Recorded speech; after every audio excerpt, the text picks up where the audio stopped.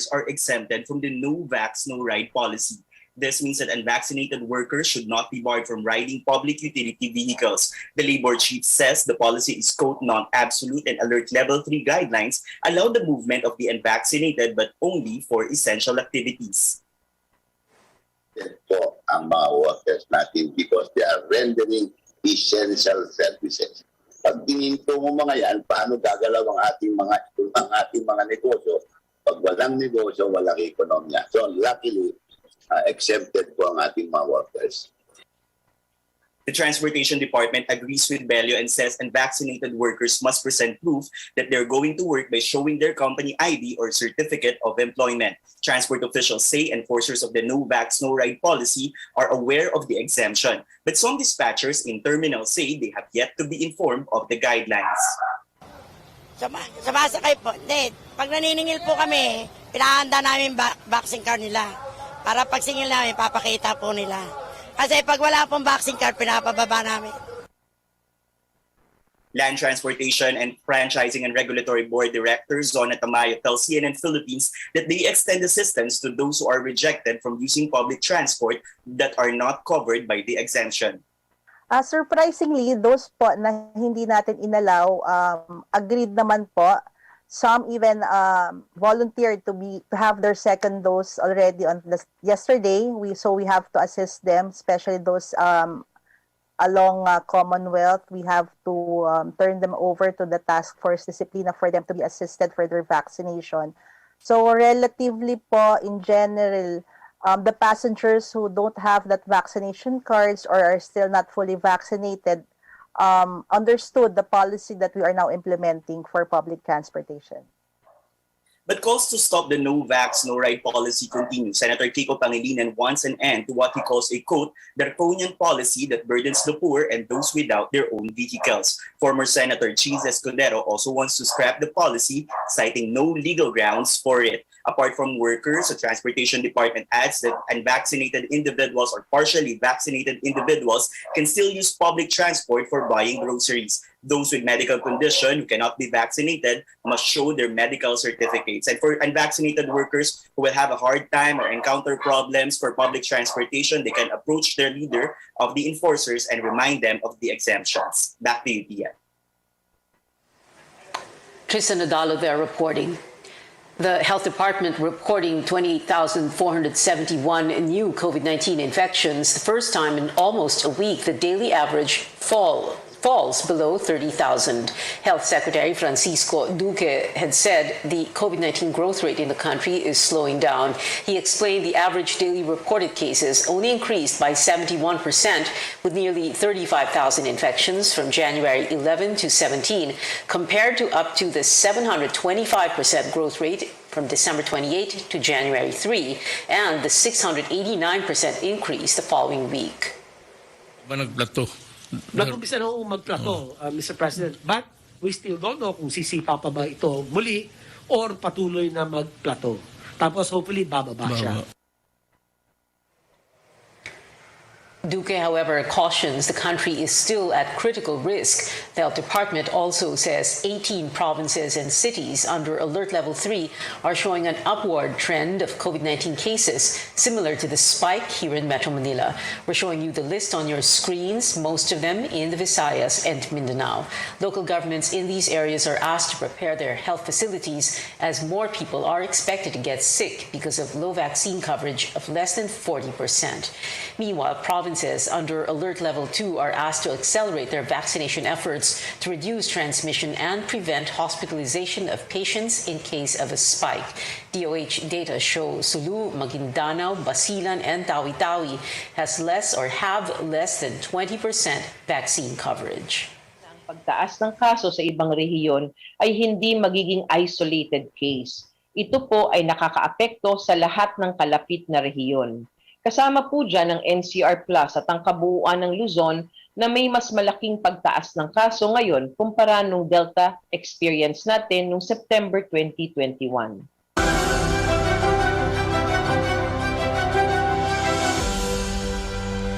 Vaccination of children against COVID-19 will begin next month. Vaccine czar Carlito Galvez says the plan is to vaccinate over 15 million children aged 5 to 11.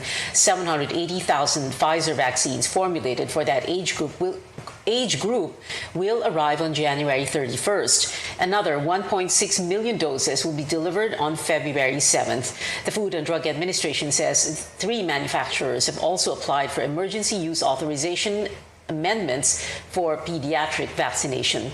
These are Covaxin for 2 to 18 years old, Sinovac for 3 to 7 years old and 12 to 17 years, and Sinopharm for 3 to 7 years old. So far, there are now over 8 million vaccinated minors. The government is utilizing big pharmacies and private clinics to administer more COVID-19 booster doses. Officials say the Res Bakuna sa mga botika program will help ease pressure on vaccination sites manned by local governments and the Department of Health. At least 500,000 doses need to be administered daily in the country to achieve the target of giving boosters to 72 million Filipinos this year. Mr. President, it is our way forward to hand over the responsibility of the vaccination from the national government center to its complete devolution to the LGUs and the private sector in the preparation for the future commercialization of the vaccine. So mangyayari po si Secretary Anyo at saka po ang private sector na po ang mamumuno po ng mga vaccination program po natin through the LGUs. The pilot run will begin on Thursday in 7 locations across Metro Manila. You can see that list on your screens. Now, vaccine experts again stressing the importance of getting an additional COVID-19 vaccine dose as the highly contagious Omicron variant spreads rapidly. An infectious disease expert says a third shot can give protection as high as 93% against the virus and is up to 96% effective against hospitalization. Nakikita namin ngayon yung mga nagka-severe. These are mostly unvaccinated. And there are a few of those who are fully vaccinated but has not received the booster. No? So doon talaga makikita mo yung disparity between getting the severe infection and getting the milder infection. Persistence of antibody responses in the context of Omicron is still ongoing. So we still don't have definitive answers. Although there have been some suggestion na, the persistence of antibodies will be as same or longer than in the boosters will be the same or longer than those for the second dose. So we could expect a much longer protection compared to just having 2 doses. Meanwhile, early data from Israel suggests a 4th dose of Pfizer or Moderna's vaccine can increase antibodies, but it may still not be enough to prevent breakthrough infections caused by Omicron. Researchers note that the level of antibodies needed against the variant may be too high for both vaccines, even if they still performed well. Last month, the Middle Eastern nation pioneered a trial of the additional booster in healthy participants ahead of its rollout to those more at risk of getting COVID-19. Now, despite being the early global leader in coronavirus vaccination, Israel is struggling to inoculate children. The vast majority of those under age 11 are still not immunized. And as CNN's Hadas Gold tells us, hospitals are seeing a surge in cases among the youth. For months, this children's COVID ward at Sheba Hospital in central Israel sat empty. Now it's reopened, and nurses are suiting up again, as health experts estimate that COVID cases in children will soon surge to tens of thousands per day. Dr. Itai Pesach, director of the Safra Children's Hospital at Sheba, says that during the last wave, they had at their peak around 15 children in the COVID ward. We already broke that number during this week, and I'm sure it's going to be higher because the rate of positive people and positive children around the country is still rising. But something is different about this wave. Most of the kids in the COVID ward weren't admitted because of COVID. We found them to be positive while we were treating them for other illnesses. So the COVID actually complicates a little bit the conditions. We have to care for them, but otherwise it poses no significant medical risk for them. Dr. Pesach is especially worried about the long-term ramifications of so many positive cases. Children with even asymptomatic COVID infections sometimes develop a debilitating disorder called PIMS, Pediatric Inflammatory Multisystem Syndrome. If Omicron does cause PIMS, the huge number of positive cases that we see would definitely bring a wave of PIMS later, and PIMS is a significant disorder.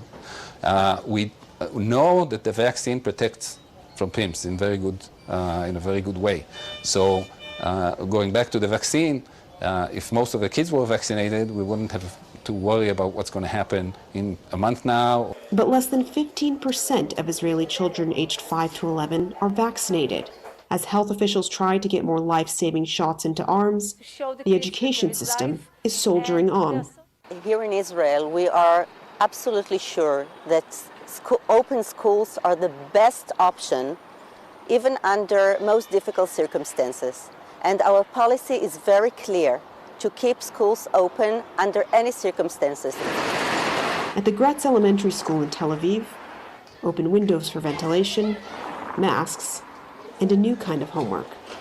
Because of an intense demand for testing, whether at home or performed by professionals, the Israeli government has decided to give each student in the education system 3 free at-home antigen tests. The school's COVID coordinator, Marit Chaviv, can barely keep up with her students' positive tests and quarantines. It's crazy. It's like a wave. It's a tsunami. It's not even just a regular wave. It's a real tsunami that just flushes everything. That's it. But she agrees schools must stay open, despite the risks. I think it would be easier to shut down schools, yes, but it's a problem. I'm a mother. I have 2 boys, and I know how hard for them it is to stay at home. And I think it's more important that the kids will stay in some kind of a regular routine, come back to school every day, see their friends, and I think it's much more important. And so the children in Israel continue on, testing and hoping that they can make it through the tsunami. Hadas Gold, CNN, Tel Aviv. In other headlines overseas, Moderna should have data on a vaccine targeting Omicron by March, according to its CEO.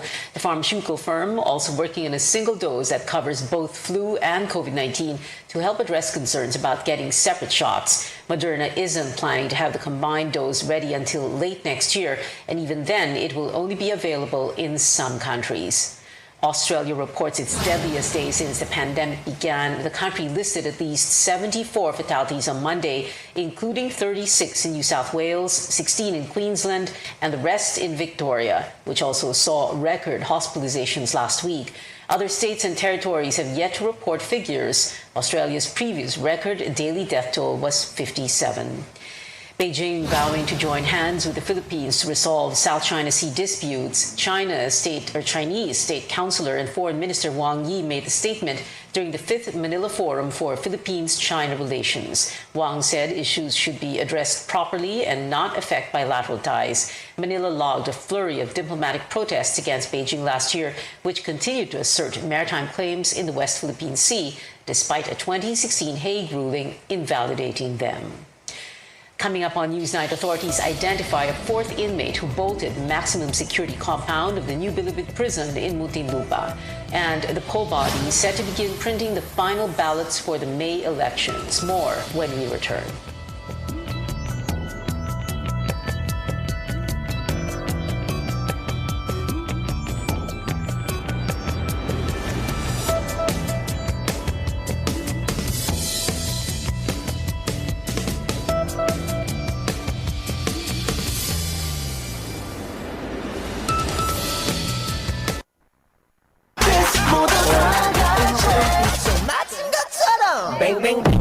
Linsky General Merchandise, San Pedro District, Pagadian City. Atbang sa balay sa mga pawaran kaniadto na maligya sa mga makina o piyesa sa mga nagkalain-laing sakyanan. Sama sa 10-wheeler, forward, elf, bungo ug daghan pang uban. Tag-iya ug tagdumala mao si Madam Arlene Solihon Fernandez ug si handsome boy Jesse Fernandez, ang pinakailado nga surplus center sa Pagadian City, Zamboanga del Sur. Linsky General Merchandise. Bang, bang. Ang trusted dog food ni Catherine Bernardo, Nutri-Chunks na! Listo at ganado ang baby ko sa vet-approved Nutri-Chunks with active boost and prebiotics na pampalisto. Made with real meat and essential nutrients that help keep them healthy and happy. Listo ganado sa Nutri-Chunks. Libre ko San Miguel beer, basta akin ang Tansan. Tansan? Sa San Miguel Oktoberfest Instant GCash Panalo Promo, uulan ng up to 100 million pesos in GCash prizes. Buy any San Miguel beer, hanapin ang code sa crown. Kung meron, panalo ka! Iscan ang QR code sa mga posters at Facebook. I-type ang code and win! Sali na! Available in areas where allowed. See posters for full details. Promo runs from September 1 to December 31, 2021. Per DOH FDA CFR permit number 0424 series of 2021. Drink responsibly. RPN DXKP Pagadian. Ang inyong Radyo Ronda. RPN. RPN. Radio Philippines Network. Radio Philippines Network. Live to the world. Pinaagi sa FB page. Karon, mag-download na.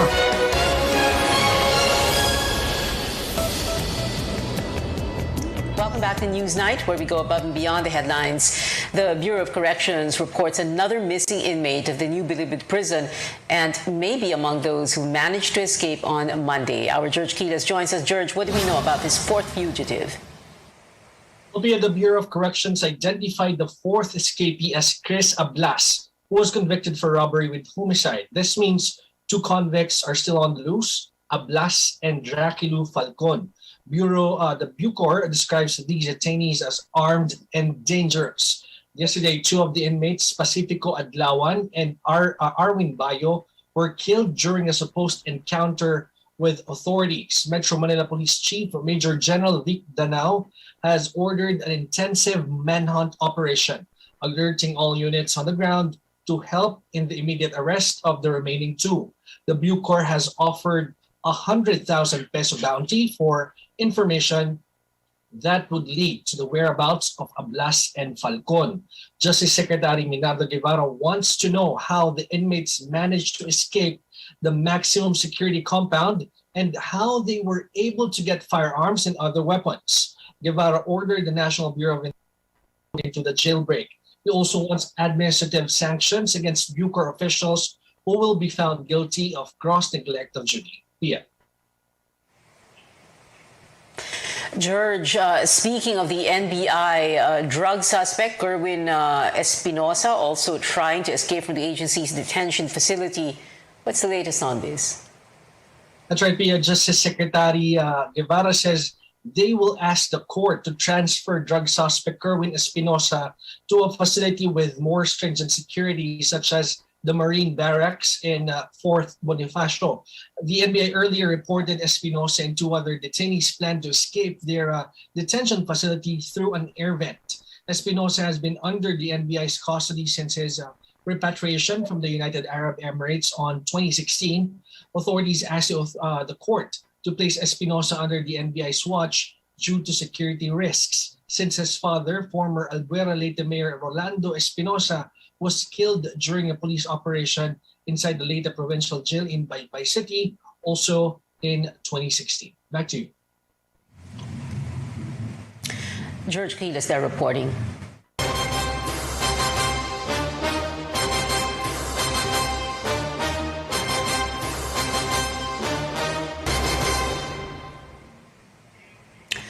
The Commission on Elections will still include the name of presidential aspirant former Senator Bongbong Marcos in the ballot for the 2022 polls, despite pending cases against his bid. COMELEC spokesperson James Jimenez says the poll body has already prepared the ballot phase for the elections. He notes there will be 10 presidential contenders, 9 vice presidential aspirants, 64 senatorial hopefuls, and 177 party lists on the ballot.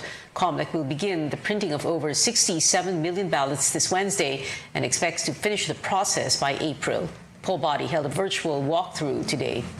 Kung bibilangin po natin yung araw magmula ng January 20 ay hanggang mga first week of April lang po yan, kaya na sana. But again, we are realistic in anticipating contingencies, including na po yung COVID surge and infection of our workers.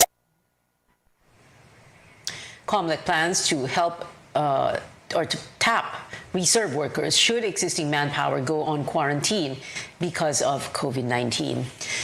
Well, the Commission on Elections eyeing to stage national debates in February ahead of the 2022 polls. COMELEC spokesperson James Jimenez says the poll body is crafting a memorandum of understanding with aspirants for the ground rules.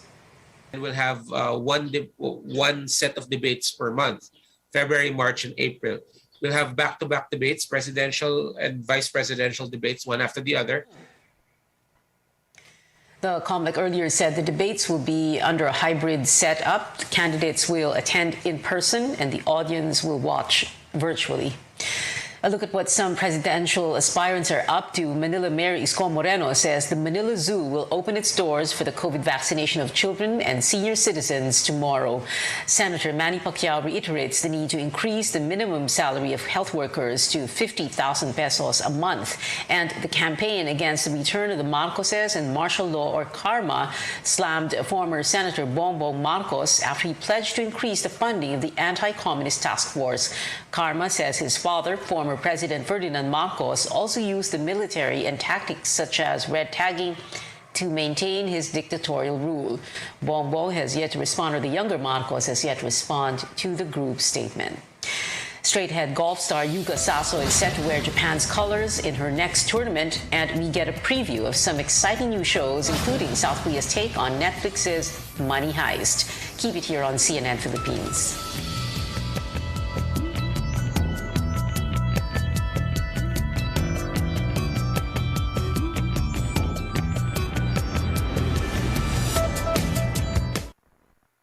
Ang trusted dog food ni Catherine Bernardo, Nutri-Chunks na! Listo at ganado ang baby ko sa vet-approved Nutri-Chunks with active boost and prebiotics na pampalisto. Made with real meat and essential nutrients that help keep them healthy and happy. Listo ganado sa Nutri-Chunks.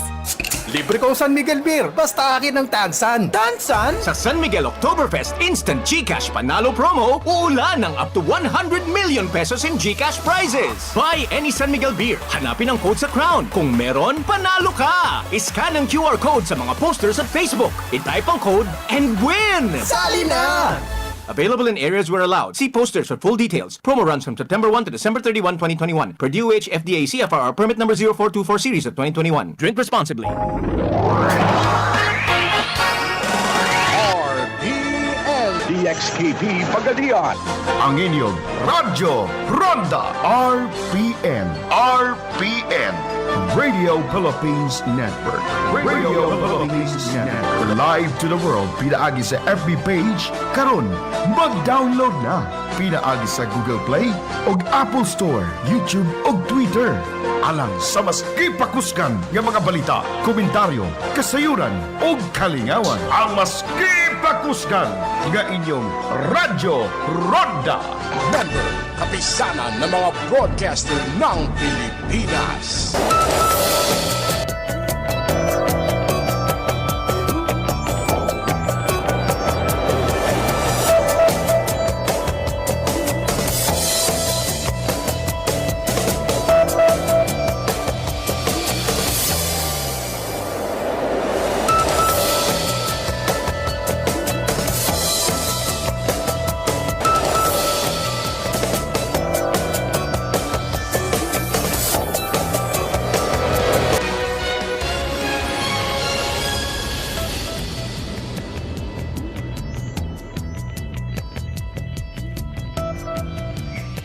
Welcome back to CNN Philippines. The Philippine Basketball Association is set to hold a board meeting next week to decide on the fate of its season-ending Governor's Cup. The import-laced conference was put to a halt last January 3rd. Under Alert Level 3, sports leagues are prohibited from staging live games except those under a full bubble setup.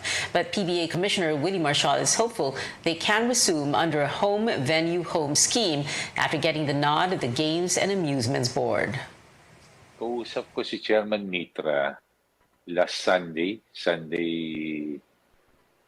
morning na sinabi niya na nag-endorse na sila ng letter sa IATF na payagan tayo maglaro ng tinatawag na ng Type C bubble, yung home venue home.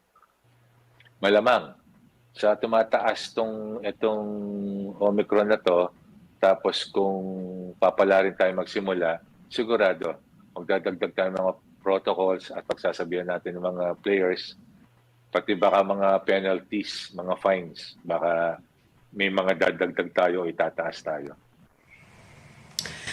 Overseas, the Ladies Professional Golf Association, or LPGA, now recognizing Yuka Saso as a Japanese athlete. The reigning U.S. Women's Open champion previously had dual citizenship and represented the Philippines, but Saso chose to become a Japanese citizen last year. The LPGA website now features the Japanese flag alongside the athlete's name. Meanwhile, tennis champion Novak Djokovic may miss out on more global tournaments, including the next Madrid Open. The Spanish Prime Minister says any athlete competing there must comply with Spain's health rules. This was echoed by France, meaning the tennis star may also be barred from the French Open. Djokovic was recently deported from Australia for being unvaccinated against COVID-19. With this, he was unable to defend his Australian Open title.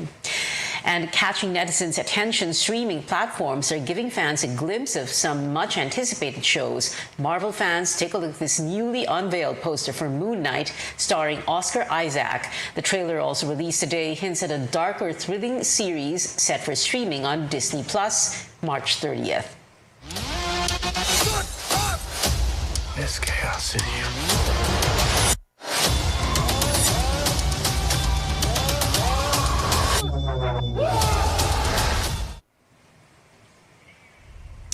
Plus, an exciting teaser for the Korean adaptation of the hit Netflix series Money Heist. The video that has since gone viral reveals the show's title, Money Heist Korea Joint Economic Area. Here's a sneak peek.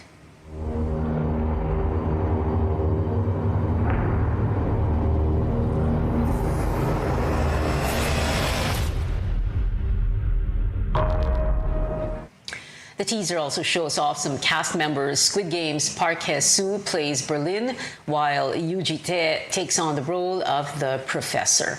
And before we go, movie award season ramping up overseas. CNN's David Daniel has the latest in the Hollywood Minute. Where is it? Where is who? Your boss. My boss. Clearly, you don't know me. Big wins for The Harder They Fall. The Western took top honors at the African American Film Critics Association Awards, winning Best Picture, Best Ensemble, Best Director, and Best Music. King Richard also received 4 honors from the group: Best Actor for Will Smith, Best Supporting Actress for Ingenue Ellis, Breakout Actor for Sanaya Sidney, and Best Emerging Director. The awards will be presented at a March 2nd ceremony in Los Angeles. 25 years since our first run together. 1900 and nothing. Meanwhile, The Power of the Dog won Best Picture honors from the North Dakota Film Critics. That's notable because it's the Netflix film's 21st Best Picture prize, breaking the streamer's previous record of 20, set by 2018's Roma. No Netflix film has yet won the Oscar for Best Picture. We don't talk about Bruno, no. Apparently, they do talk about Bruno in the United Kingdom. We Don't Talk About Bruno from Encanto leads the UK's official chart update and is one of 3 Encanto songs set to hit the UK Top 20 Singles chart when it's updated on Friday. In Hollywood, I'm David Daniel. And that is it for tonight. I'm Pia Ontiveros for Newsnight, where we go above and beyond the headlines.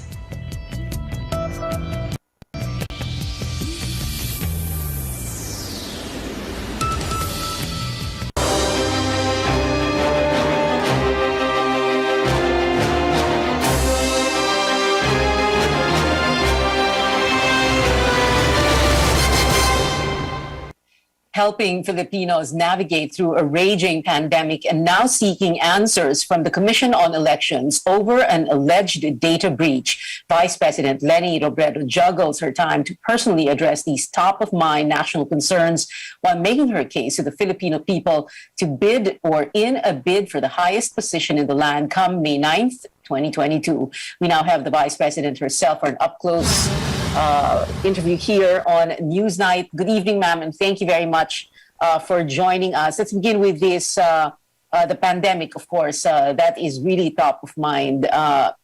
We understand that you don't like the or appreciate the government policy of no vaccination, no ride. As a matter of fact, you say what is important is to ramp up vaccination. What we need to do is to inform and incentivize. Can you explain more about that? Pia, we have been having Vaccine Express in many parts of the country. And from our experience, hindi kailangan takutan eh. From our experience, kailangan mo lang talagang tiyagaan to educate people. You have to make sure that yung vaccination accessible to them. And pangatlo, talagang to incentivize. I will give you a very specific example. We did the vaccination in Capas Tarlac for the Aita community. Before we went, we were already being warned that ayaw ng Aita community magpabakuna.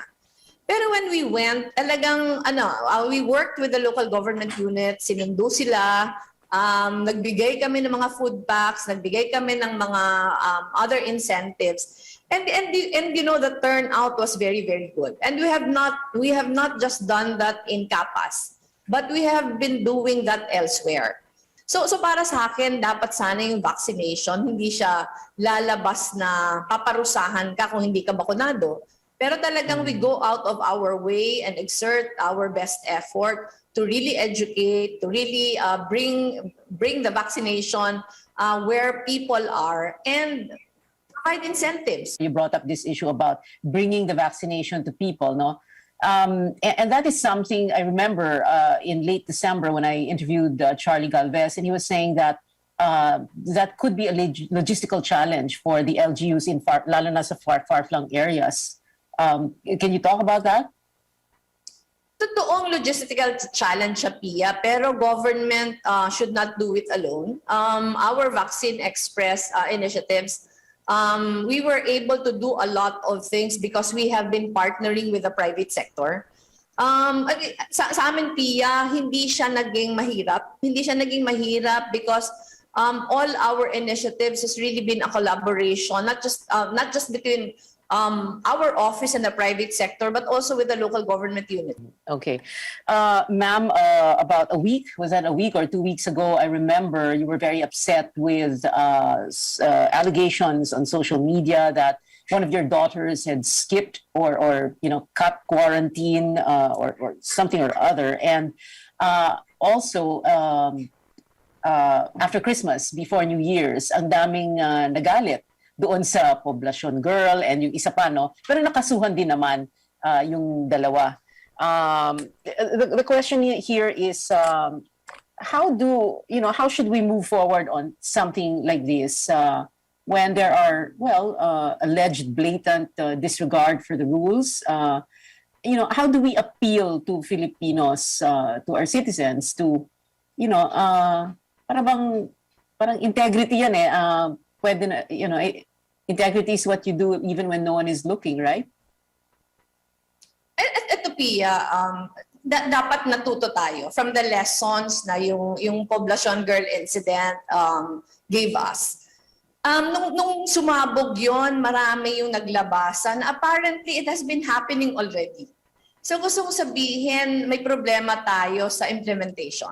Kasi yung protocols naman are in place. Kaya sa akin, Pia, kailangan we should have learned from that lesson kasi it was very costly for us. So yung sa akin, halimbawa, ito personal experience, Pia, na yung mga anak ko traveled from the US, dumating sila on the 20th, na-swab sila on the 24th, lumabas yung kanilang results on the 25th. Sa tatlo kong anak, isa yung nag-positive. So my daughter was telling me na tinawagan siya ng Bureau of Quarantine.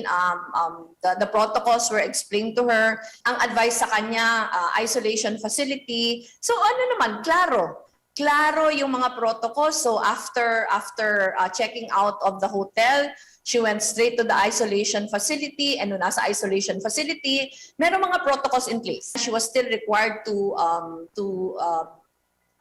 do home quarantine for another 6 days. So kung nasusunod lang sana ito, Pia, maayos lahat. Halimbawa yung sa anak ko, walang nahawa in the family.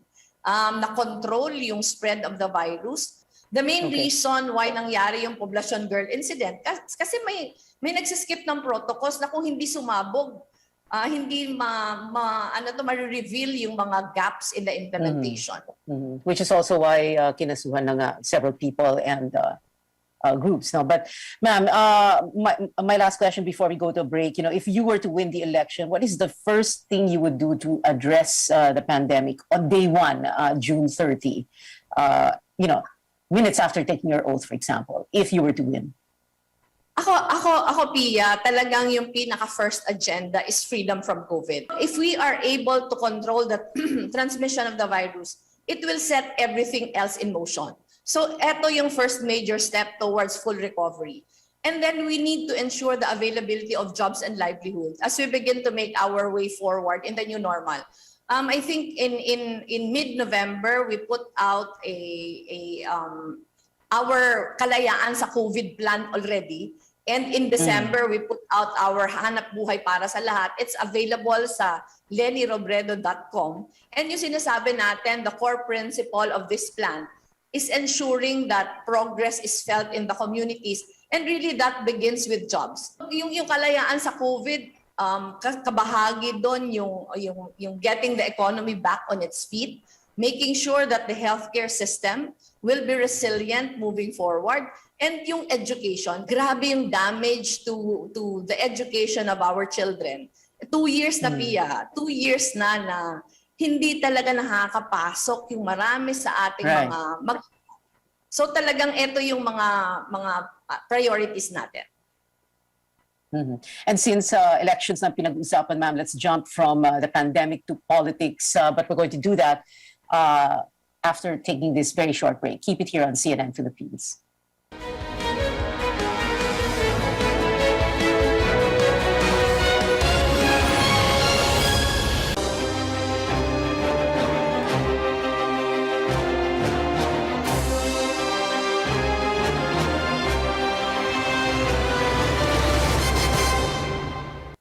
Welcome back. This is Up Close with the presidential aspirant VP Leni Robredo.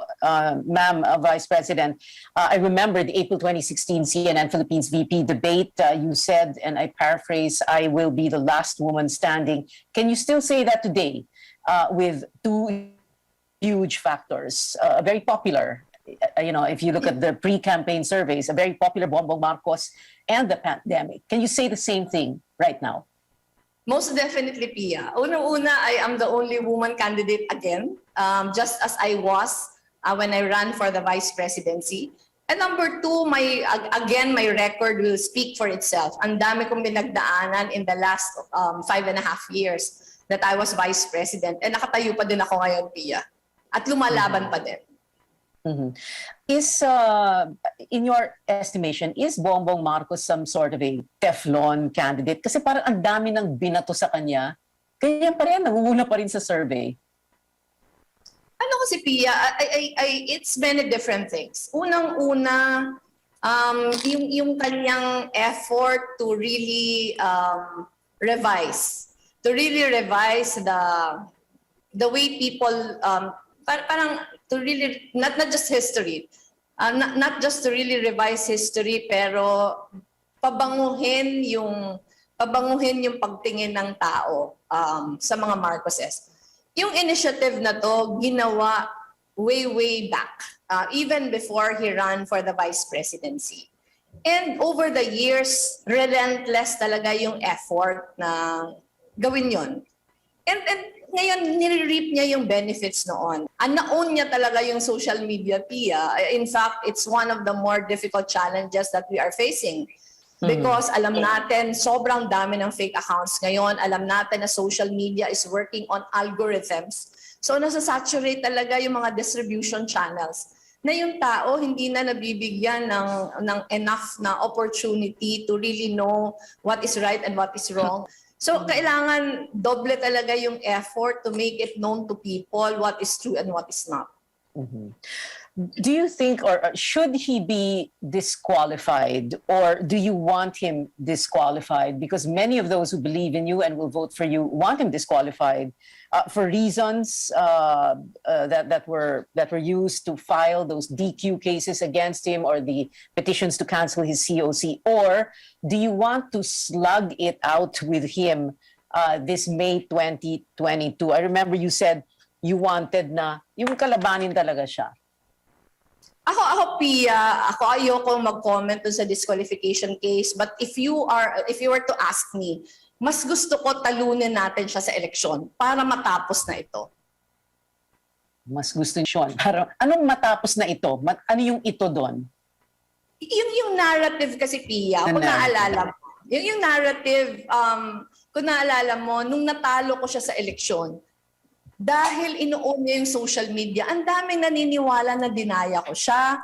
Kahit ilang beses pa ako nanalo sa Supreme Court, ito yung narrative na pinupush niya. So kailangan talagang talunin siya sa susunod na eleksyon para once and for all, mahinto na yung ginagawa niya na pagpapapaniwala sa tao nung narrative na gusto niyang i-push. Are there any regrets, ma'am, at this point in time that the four of you, Ping Lacson, Isko Moreno, and Manny Pacquiao didn't get your act together in a way, or didn't unite, hindi kayo nag-solidify? I would have to admit I was frustrated at first because I was very hopeful. I was very hopeful when I started talking to the many different candidates na we would unite behind one common candidate. Pero regret siguro Pia hindi. Kasi I exerted all effort. And after the talks failed, to a very large extent, I was successful in uniting not the presidential candidates but the very many groups that are behind our candidacy now. Maraming ngayon mga volunteers Pia na iba-iba yung pinanggalingan. So sabi ko, if I was not able to unite the presidential candidates, at least ito yung tao yung sinusubukan natin na i-unite pang lalo. Pag-usapan natin sandaling-sandali lang yung kampanya because there was this announcement that you have this new campaign slogan. So very briefly talk about that, but at the same time talk about that previous effort to kumbaga juxtapose you against President Duterte as the Tatay Digong, and then you were going to be the parang mother figure, the nanay, the ina. But that didn't work out ba? Yung naging problema namin when we started was that we were not prepared for the deluge of volunteers.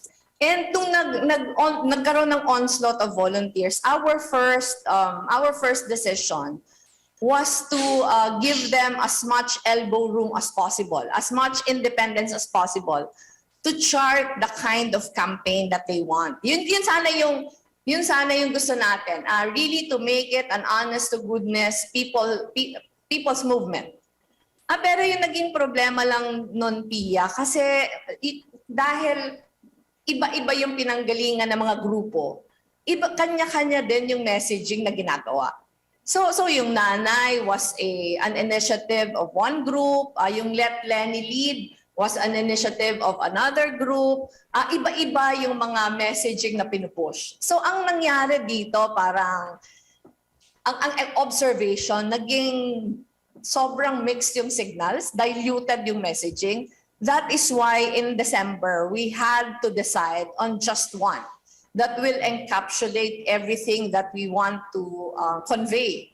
Okay. In the middle of this investigation that's going to happen on this alleged Comelec hacking incident, are you still confident about the elections? Because as a candidate, you submit yourself to the process, to the system.